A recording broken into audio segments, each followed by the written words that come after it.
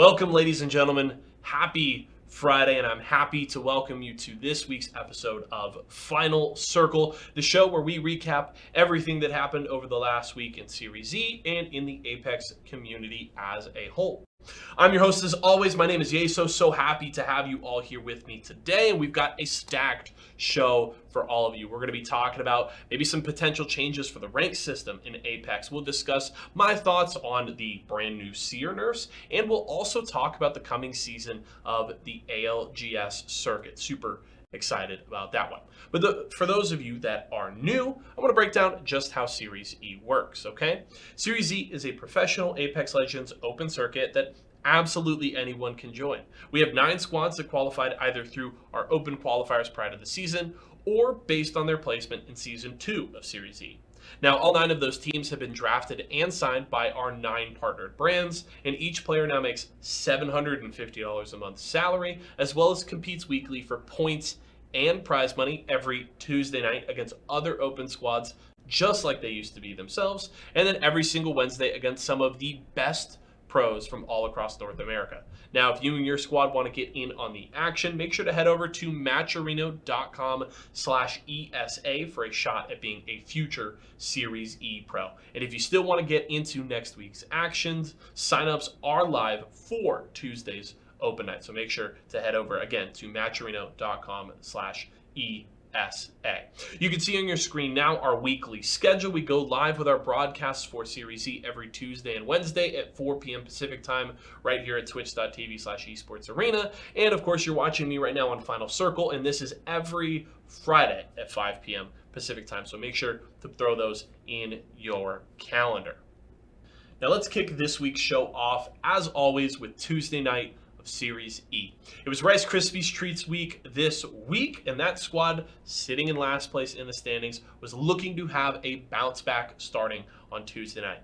Meanwhile, Benchwarmers, coming off of a victory a week ago, were looking to put 2 straight top placings together, and Team Pop-Tarts was looking to recover from an up and down performance during their sponsored week. Let's check out how all the action went down on Tuesday night. All right, welcome everybody to Rice Krispies week here at Series E. Feet doesn't need to bubble, but does it for safety. And now here comes a drop down for Mooney by himself. And oh boy, he gets peaked 3v1. Now they're going to trade, though. We don't know. Down to just the 1v2, and he's got no HP left. Pop them as Y4SO has to drop down to the low. They spot out another squad ahead of them as well. Going for that port to try and get him to safety now. Arkstar does come out. Do they secure the thirst at the very least, as they do finish off Lifty and them, but now without putting themselves in open ground for the other team to shoot at them. I mean, this is the ideal situation. Now Pop-Tarts are going to be able to farm most of these kills. Look at that, already being kill leader. It's going to be Lion. Look at all those points that Pop-Tarts are going to be able to build up for themselves. If they win this, it's going to be even extra points in their pocket. Both of Team Pop-Tarts members have lost their shields. Dank still being able to hold on to his, but it's Pop-Tarts that get the first knock, and now this could be their full game. They take it over, and Pop-Tarts are the winners. To moves, actually looking like they may be crawling on the high ground. They're not giving up just yet. They need a KP. They're not giving up without a fight here. He goes Skittle Cake, being able to get one down with that Eva 8, doing so much damage, but it's just Bruce who's left, and he only has the blue evil shield. He gets with the Gibby, it's just one left. That's secure. Looking like he can do it. The flatline hipfire's gonna do it. Going for the peak. This time around, Hambino has Lion's number. Crook has gone down to Sleepy Panda, but Mooney does not find a trade back. Crook Res is not going to be there, as Dank has to hold the angle while Mooney heals up, and now Mooney's the only one alive. PGG about to get retribution from game number 1 as Mooney desperately tries to heal up. All with red Evos. Don't know who's on the other side of this fight now, but it's all about holding it. They've got the angles, as it looks like it will be AM now. Sleepy Panda Stomps going for the push in now. Stomps gets the first knock. Sleepy Panda with the second, and now it's a 1v3 Bursty, the only one alive for BDP and PSS. They're able to make a very strong push. So that's at the disadvantage. PSS making the way to get in for the third party, Jamerson. Nox Chaos Grenade was used as well, so they're running out of cooldowns to try and make this retreat here. They still need to recover and to get that res And Sleepy Panda does not want to let them get away, and he hits the Kobe onto Skittle Cakes. Circle kept and just allows it to reposition, but so does this Gibby Dome that they utilize right now to actually surround the portal. They're diving right into the other Gibby Dome. They lose Hapusan first, but all this damage with the Havoc, it's so difficult now with the L-Star 2 dealing so much of the damage. PSS, they're still in this, but the Dome goes down and the Arcstar now. The third party comes in. Can PSS escape this? You cannot phase out at the start of... He's also got a great position. McGravy finds the knock onto Aj as Applejack try to push the bottom here. Oh no, Kimchi Lee might have been DC'd throughout all of that, and he gets taken out now. Bursty falls, and so it's the final 3 squad, 3v3v3. Here's Blueberry Smalls, makes his push out with the EVA 8. He gets the knock onto McGravy, but Phony will answer on back, and it's going to be Team Pringles in position that PSS were in. Is going to be extremely strong. Madness with a quick flick, hits with that Kraber. Actually goes for the Q, bubble out from Noth as well, but Noth gets pushed. Madness needs to reconnect with the squad right now, pulls out that R9, Clinical gets the knock onto Noth, but the damage has been done, right? Madness should be able to find another one here. No, Rice Krispie Treats will take him out. And unfortunate for them, as Rice Krispie Treats deal with the last member, should just be Rambo remaining. But oh my goodness, I should never count out Rambo. You still have Duke that has that Blue Eagle shield in this endgame fight. Oh, and the squad moving in though. It's Applejacks. They've already lost one though. Oh, Applejacks does seem like they get finished off as Sung comes in. Plenty of that mountainside to just break LOS on PSS. Team Intel as well, as Stomps makes the push. He gets the knock onto Dupe, but oh my goodness, blind connect. Team Pop-Tarts out. It's just PSS versus Team Intel on the other side of this one. And it's just a matter of time. Sung's the one that goes for the peak, and PSS will fight over to the side. The bombardment's out, but it's gonna be the Crypto that Blosser shield first. With them giving up this high ground, they're fully stunning it. He gets the stick with the Arcstar, and as he drifts back, is it gonna be enough? It's not. The EVA 8 with a... Go for the peak, but there's a jump pad on either entrance, but Skittlecakes gets the knock onto Holiday. Here comes a nade spam now, and Verholst is gonna climb up on the side of the building to take the roof now. Skittlecakes took a lot of damage, but he was just a distraction for Verholst here. And it forward. Here comes the portal moves though, as Team Applejacks, they're going to be the ones to go into the tunnel themselves. They heard the fighting, and now they're not going to waste any opportunity. This squad that wanted to sandwich them now has ended up getting sandwiched, and here comes the revenge. Applejacks wanting every bit of that KP that they could find, and now with the other squad also being low from this fight, they could potentially just be the cleanup squad for this fight. Only one left remaining here, or two rather, as they do hold, or no, it is one. They are holding that building. Is it going to be enough here? AJ gets the first down, and they... Unless he gets himself another one. Team Intel trying their best to recovery here, but oh no, Duke goes down. Verholst is the only remaining member as Pop-Tarts looking to clean things up, and they should be able to do it without too much trouble. Proving to be very effective. And now bench warmers with the finishing blow pushing up. You might want to go ahead and secure the kills here instead. As they try to get that last KP on the Nox member, Benchwarmers will be able to get the win here. Also going to be able to control their backs here and that choke point closer to Geyser. The fight going down over to the side, the EVA 8 from just Gibby. Going for the peak, misses his first shots with those flatlines, but he should be able to beam from this angle with the 2x as well. But State Proficiency gets challenged now, and he is forced to drop down unfortunately, but he pulls out the PK just in time. Gets the knock and one last connect. It's Rockstar down there as McGravy gets taken out. Kimchi Lee will fall next, and now it's a 2v1 for Team Rockstar.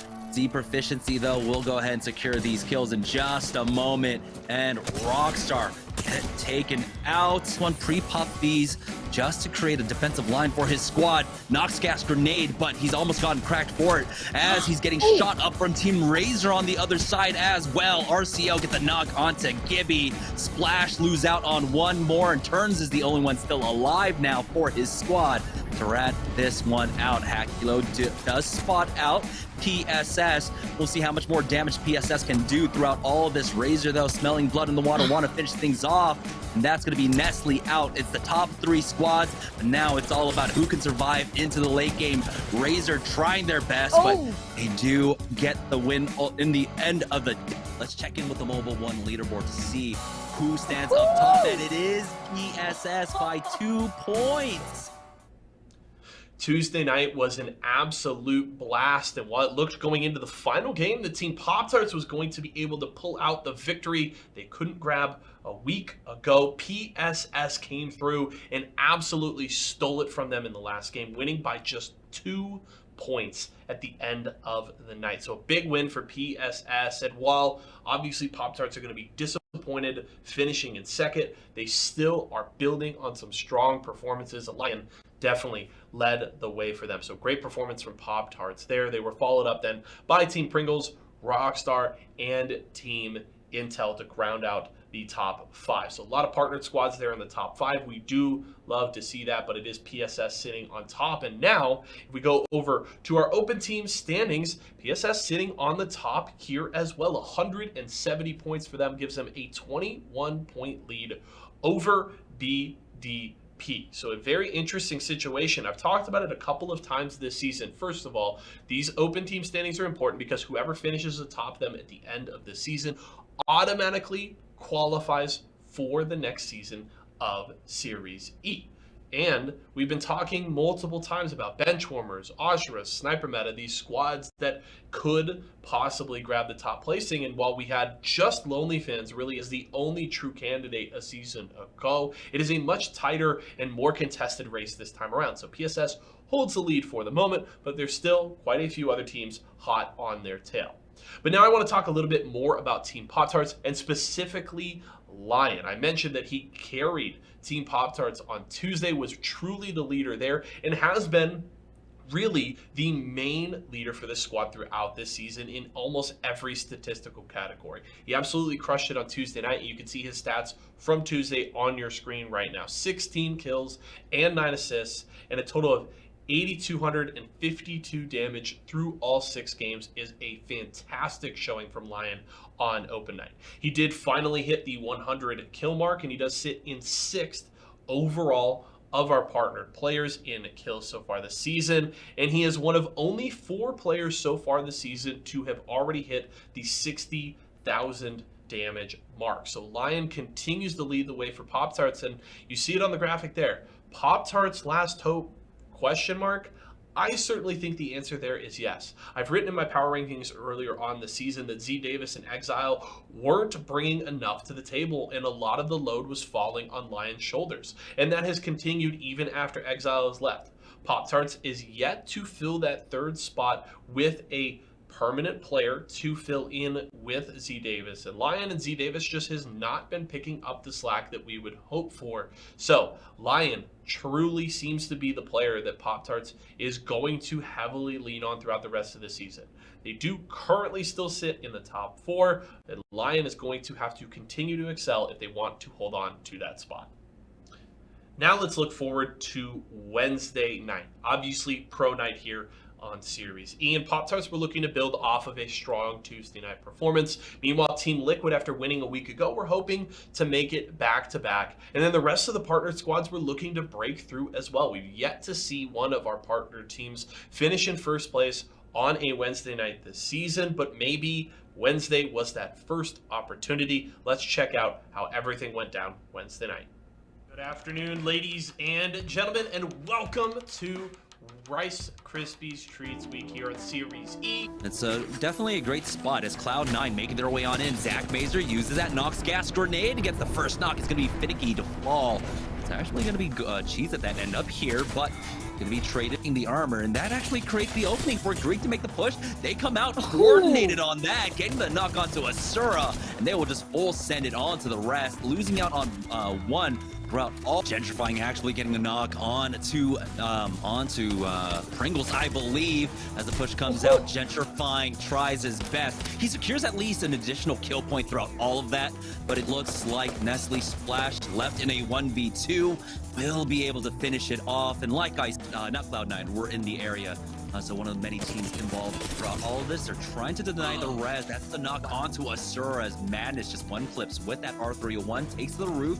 That's the bubble out early as well. He needs the rest of the squad, tries to get the re-knock, actually just cancel it himself, and here's the rest of the squad to make the push on in. Direction. They did know that there was another squad behind them, and they got out of that high ground position because they didn't want to be the ones to get third party.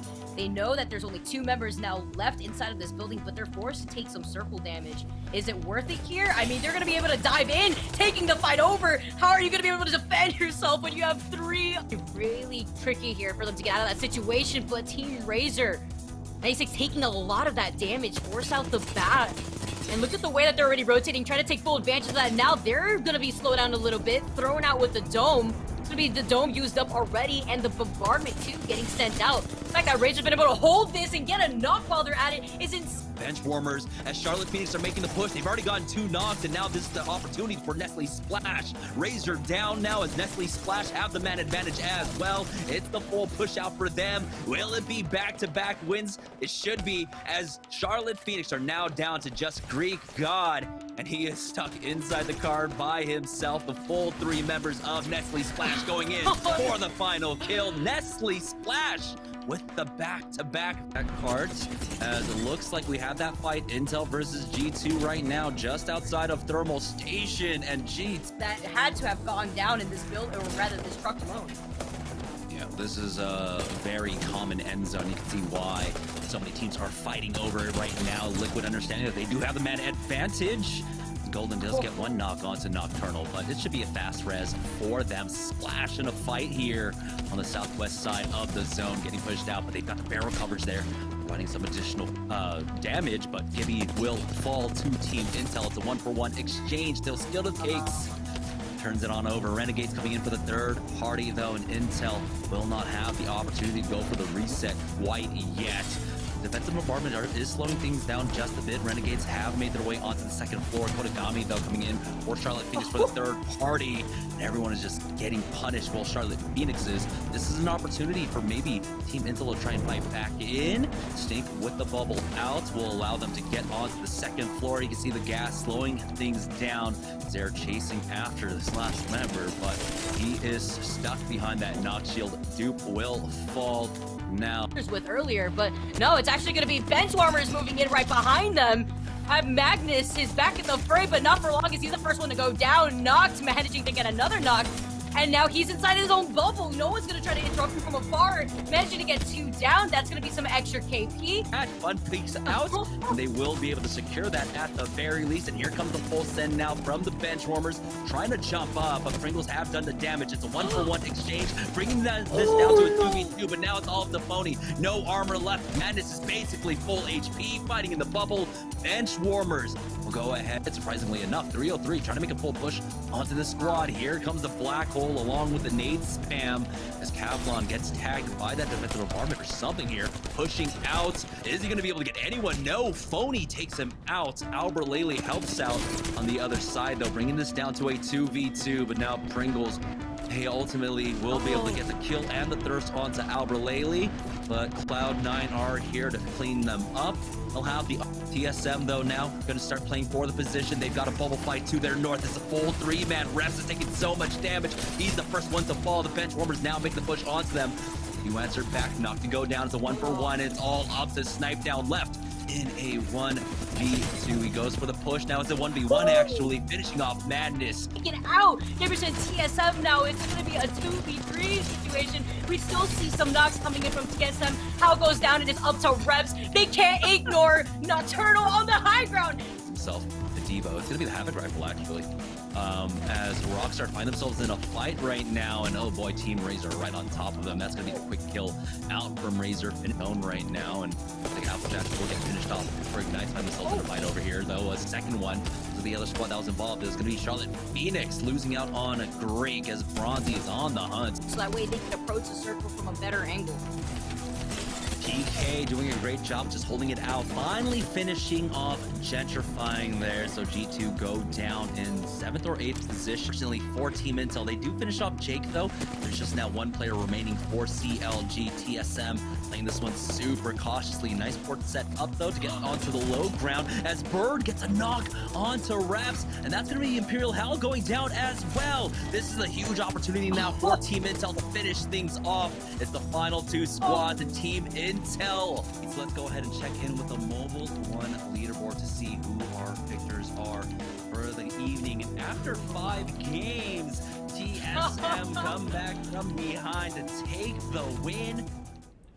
Wednesday night was a ton of fun to watch, and in the end, TSM finally wins their first pro night of Season 3. They were dominant during Season 2, and they had been very competitive throughout the season, but had yet to finish in first place. But they're finally able to do it this week, grabbing 64 points, 13 ahead of Benchwarmers for second place on Wednesday night, and they grabbed the victory. That was followed up by Team Intel and Splash, tied at 48 points at the end of the night. But the big win goes to TSM. And I want to dig a little deeper into TSM's season so far. So we put together this graphic, and I want to talk about just how they have been so unbelievably good throughout the season, and it's almost crazy to think that they have taken this long to win on Pro Night. They have averaged 35 kills a night throughout this season. That is 5 Pro Nights, and that is before this week, okay?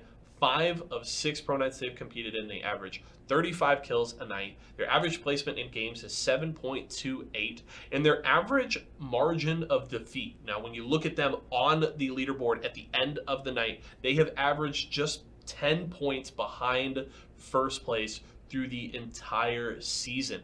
And if you take out a rough performance last week, which still saw them in the top 5, but I believe they were down by 27 points at the end of the night. If you eliminate that data point, they average just being about 6 points behind first place in every night this season. So TSM has been really so close week after week after week. They come out and put points on the board and are very competitive, but they just have not been able to get over the hump. They have finished in the top 5 every single pro night this season that they have competed in, and they finally are able to get it done on Wednesday night. They grabbed that victory, and this may be just, you know, the dam breaking open. We'll have to see if TSM continues to dominate after this. I certainly think they will. But let's take a look at our cumulative standings for the partnered squads at the end of week 7. Team Intel continues to hold on to first place, and they were actually able to build on their lead a little bit with their performance on Wednesday night. So Team Pringles still some work to do to try and chase down the first place squad. Meanwhile, some squads I want to highlight are Team Splash and Team Cheez-It. If you read my power rankings for this week, I was picking Team Cheez-It as my favorite to try and unseat Team Pop-Tarts from that 4th place spot, but Cheez-It's had a rough week, and Splash were fantastic. While they didn't end up getting the win on Wednesday night, Team Splash was able to win 2 games, and specifically the first 2 games back-to-back to start Pro Night, which was extremely impressive, and they have charged up the standings. While they still do sit behind Team Pop-Tarts, that gap has significantly closed, and Team Splash is looking very strong here as we stare down at the end of the season. Only a few more weeks remain, and Splash are looking good to try and chase them down. Meanwhile, Team Rockstar had a 0-point performance on Wednesday night, which in my opinion is absolutely unacceptable. We've seen Rice Krispies Treats have single-digit performances throughout this season. I have been very critical of them, and they've needed to work on some things, but getting no points whatsoever through 5 games of play is just dreadful from Rockstar, and they're really going to need to make some changes here going into week number 8. Now, we can look forward to next season and next year, but Team Rockstar really needs to get it together. Now, as we look forward to next week in Series E, it will be week 8, and it will be Intel week. Our first place squad getting their sponsored week coming right up, and I'm super excited for that. In terms of my predictions for next week, I gotta pick the first place boys for Tuesday night. It's their sponsored week. They've been the best team so far this season by leaps and bounds over the rest of the teams, and I'm definitely feeling confident about them on Tuesday night. Going into Wednesday, I'm going to lean on TSM. I've predicted them multiple times this season, and while they hadn't been winning when I was predicting them, they were consistently placing in the top 5, and with this win right under their belt here, I think they're ready to take over. So I'm taking TSM on Wednesday as well. Make sure to not miss out on any of that. As I said earlier, we kick things off at 4 p.m. Pacific time right here at twitch.tv/esportsarena on both Tuesday and Wednesday night. So make sure you're there. All right, folks, now time for my favorite segment of the show, and it's What's Up Apex Twitter, an opportunity for me to talk about some things that are being discussed in the community, maybe highlight somebody that I'd like to talk about who has been either competing or playing the game Apex, anything like that. I want to talk about what you guys are talking about, and this week I want to talk about my good friend PvPX. He is the coach of Cloud9, and he's been having a lot of different discussions throughout the last couple months about different aspects of Apex Legends, from the competitive scene to balance changes and all these kinds of things. And one thing he's been discussing a lot lately is the ranked system. Now, if you'll remember, I've talked before about lots of big streamers coming from Y4SO to come and play Apex, and one of the large reasons for that is our rank system. Apex Legends has a robust ranked ladder and competitive system built into the game already that some other games just completely lack. But that doesn't mean it's perfect, and PvPX has been very critical of it and thinks that there are some necessary changes that do need to be made to improve the system, and I want to talk about a few of them here. You can see a little bit of a Twitter thread from him on your screen right now, but I want to highlight just some of the main changes he feels like would make the rank system healthier. It starts with higher points for placement and no kill multipliers, and he also wants to completely do away with assists, instead shifting to team kill participation instead of individual kill participation. So if you do play ranked currently in its state at Apex Legends right now, you get multipliers for the amount of kills that you get based on where you place in the game, and then you obviously then get pure placement points based on where your team finishes in the game. And trying to shift more points into placement and then just not necessarily having a multiplier for kills, just having a base level value for kills, I think is very interesting. I would love to see these changes implemented, and one of the other big ones that PvPX wants to see is allowing deranking. Once you get up into a new tier in the rank system, you're safe. You get into gold, you're not coming out of gold, and PvPX believes that this is a system that just pushes players into bad patterns of play that can just not be fun to play against, because once you're sitting at the bottom of gold and you can't go any lower, if you aren't winning games, you can just fall into play patterns that just aren't healthy and aren't fun for other players.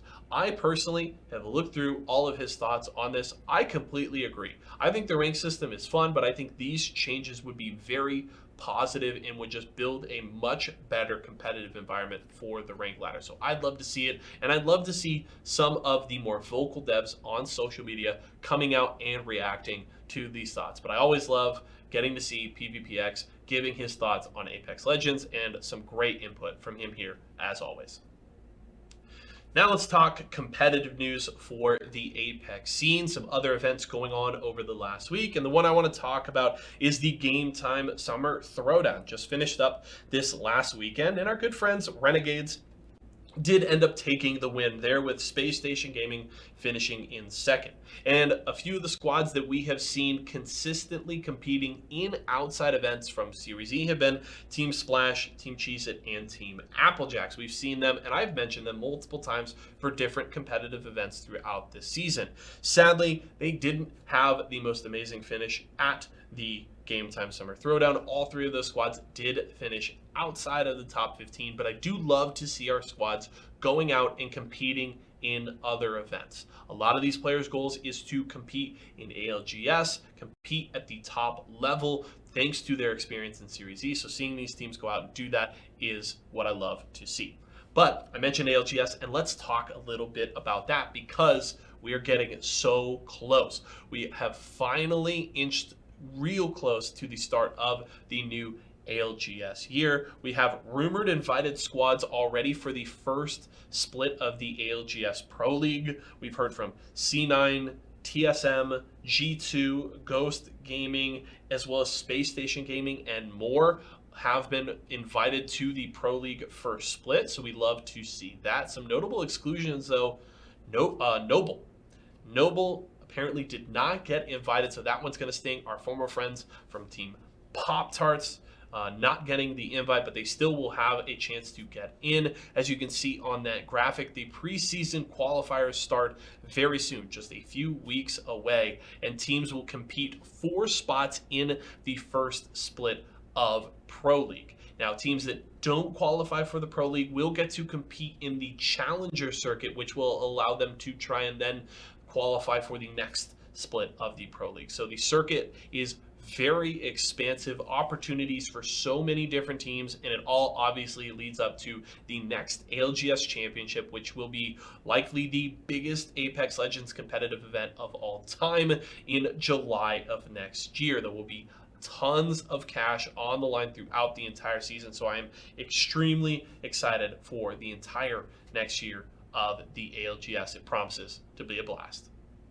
Now for our final segment of the day this week, let's just talk about some general Apex Legends news, and I want to start with the nerfs that we finally saw for Seer. Since his release at the start of Season 10, players have been extremely vocal all over social media, feeling that Seer was just too darn strong. Thankfully, the devs were quick to respond and said that Seer nerfs were coming, and we finally got them this past Monday, and I just want to rattle through some of the highlights. One of the biggest changes that players were requesting was the removal of the damage and flash mechanics from Seer's tactical. Those are now gone. They have also increased the cooldown on his ultimate from 90 seconds up to 120. They have also added a slow to Seer while he is holding his tactical, and the tactical actually now takes just a little bit longer to fire, which means that enemy players have a little more opportunity to try and dodge it. And they have also increased the time between sensor spikes on his passive. So a lot of different changes to different parts of Seer's kit, but it honestly feels really good. It seems like, no legend is ever going to be perfectly balanced, but it seems to have put Seer in a very healthy place. I don't think he's too weak or too strong, and while we have seen his play rate fall off in competitive games this week, he was still cropping up very consistently and should settle into a solid place in the meta. Bloodhound is likely now just the default choice for a lot of squads with how strong he is, so we'll have to see if maybe the devs want to add a little more to Seer to see if it's more of a coin flip between Bloodhound and Seer, but that remains to be seen. But obviously the community is happy about those changes, and it seems like Seer is in a much healthier spot in the meta. The final thing I want to touch on, though, are some big numbers for us here at Esports Arena regarding Series E. I had CEO and founder Tyler Endress come on and join me on the show on Wednesday night to talk about some of this, and there are some very big numbers to talk about. You can see his tweet on your screen right now.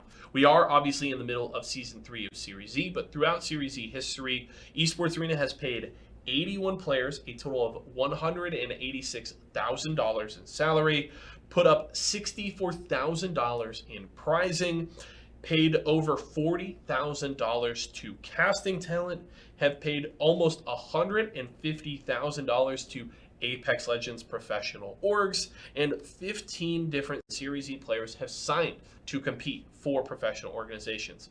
All that money totals out to over $440,000 that Esports Arena has put into the Apex Legends community. And the fantastic thing is that the community has given back to us. The support for Series E and us here at Esports Arena has been fantastic. We have loved getting to dive headfirst into such a passionate and just beautiful BR community. We have really come to love the game, love the competitive scene, and we are truly enjoying getting to put on Series E for all of you at home watching and all of the players that get to come and compete every single week. We are very thankful for that, and we are looking forward to the future of Series E Apex Legends. As Tyler mentioned when he joined me, there is more titles coming to Series E, more players, and an expansion of the project. We are super excited about that. And if you guys want more details on that, just keep an eye on our social media, on our website at esportsarena.com. News is coming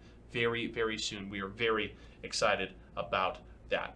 But in the end, ladies and gentlemen, that's going to do it for this week's Final Circle. It was a busy week on Series E, tons going on in the community. It was fun to get to come and discuss it with you. Please, I would love to hear your thoughts on everything that's going on. Please do not hesitate to reach out to me on Twitter. I am at Y4SO. Would love to hear your feedback on anything I discussed on the show today.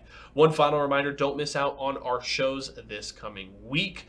We have Intel Week for Series E, and we kick all the action off at 4 p.m. Pacific time on Tuesday and Wednesday for Series E. And I'll be back here once again for Final Circle next Friday at 5 o'clock. Hope you guys have a great weekend. For myself, everybody here at Esports Arena, and the entire live broadcast crew, thank you so much for joining me. We'll see you again next time.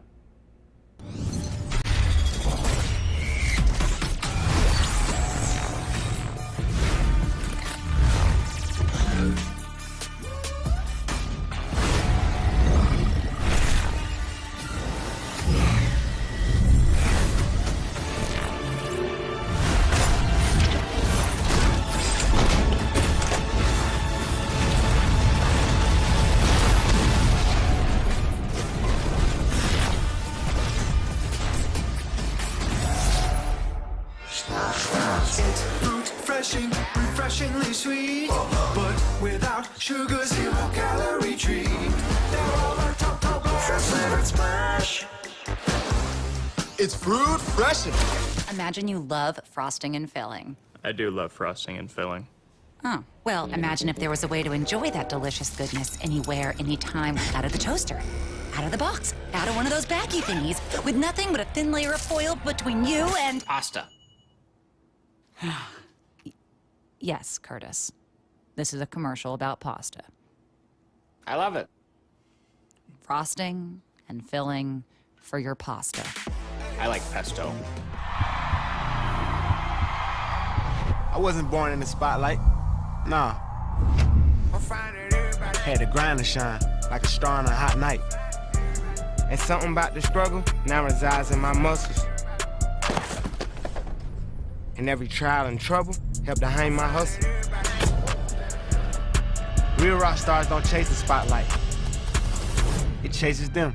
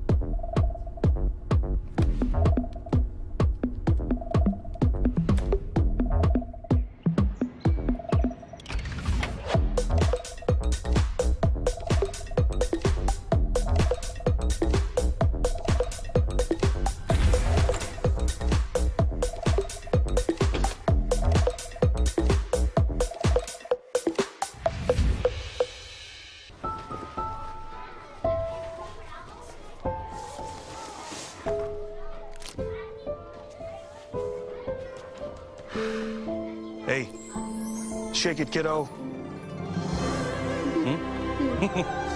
Love Dad. Whoa.